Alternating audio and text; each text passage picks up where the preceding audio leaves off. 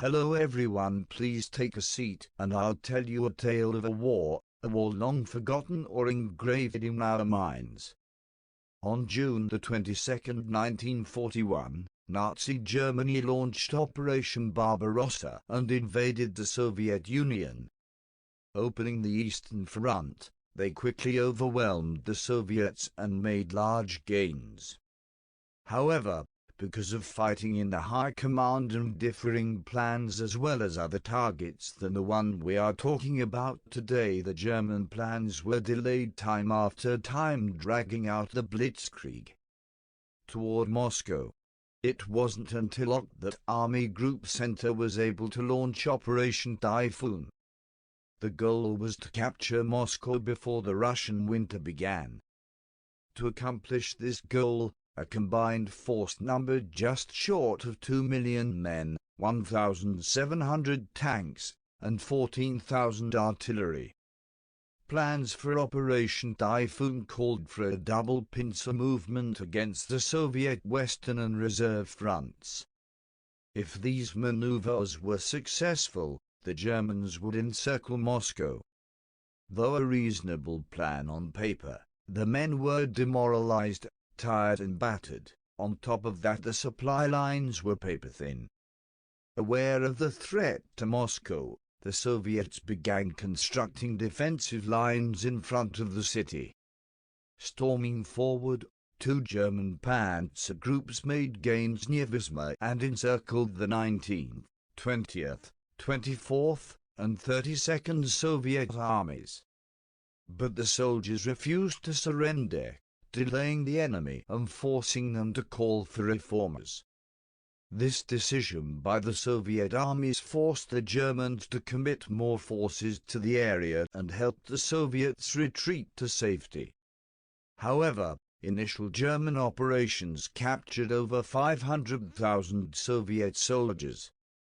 On October the 7th, the first snow of the season fell and soon melted, turning the roads to mud. These modified roads were not a good place for any soldier. That day, Stalin recalled Marshal Georgy Zhukov from Leningrad and directed him to the Moscow defense. Outnumbered, Zhukov deployed his men at key points in the line. After frontal attacks captured Mozhaysk and Maloy-Yaroslavets, Zhukov was forced to fall back behind the Nara River.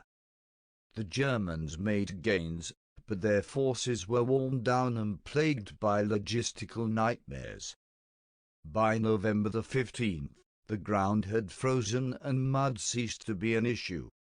Seeking to end the campaign, Bock directed the panzer armies to encircle Moscow from the north.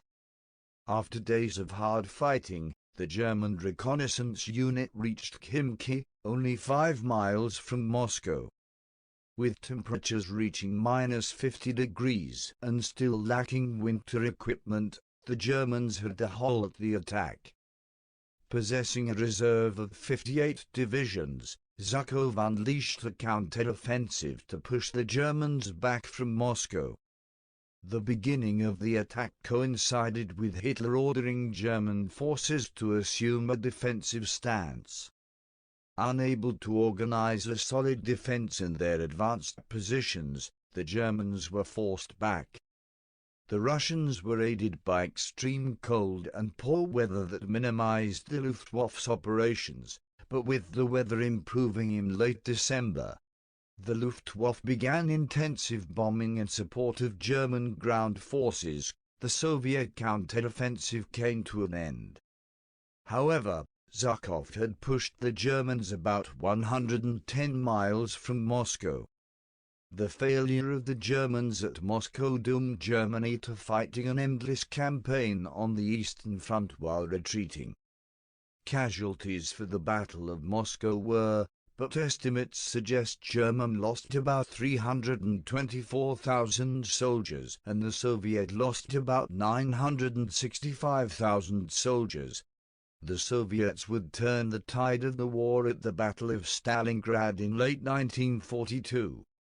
Hope you enjoyed my ramblings. As always, don't take my word as fact. The last thing I want is for my ramblings to misguide you. Goodbye for now.